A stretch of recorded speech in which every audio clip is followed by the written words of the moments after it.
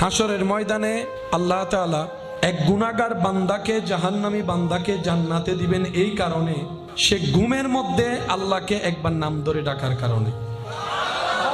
তো ফেরেশতারা রবকে বলবে, আল্লাহ সে তো জেগে ডাকে নাই, ঘুমে ডেকেছে। ঘুমে তো অনেকে অনেক কথা বলে। ফেরেশতাদের প্রশ্ন, আল্লাহ সে তো জাহান্নামী, গুনার হিসাব অনেক বড়, সব তেমন, কিন্তু রবের চাওয়া হচ্ছে তাকে জান্নাতে দেওয়া। তো যিনি আইন বানান তিনি কখনো আইন ভঙ্গ করলে মানায়? রব তো আইনের মধ্যে একদম আহকামুল হাকিমিন। তো রব বলবে, ফেরেশতা জেগে ডাকুক আর ঘুমে ডাকুক, আমাকেই তো ডাকছে। আমার বান্দা ঘুমের মধ্যে আমাকে ডেকেছে, এটা আমার পছন্দ হয়েছে, তার একবার ডাক আমি কবুল করেছি, সেটাকে এক পাল্লায় রাখ, সারা জীবনের গুনাহ আল্লাহ অন্য পাল্লায় রাখ। ফেরেশতারা যখন দেখবে ওই অবচেতন মনে একবার রব ডাকা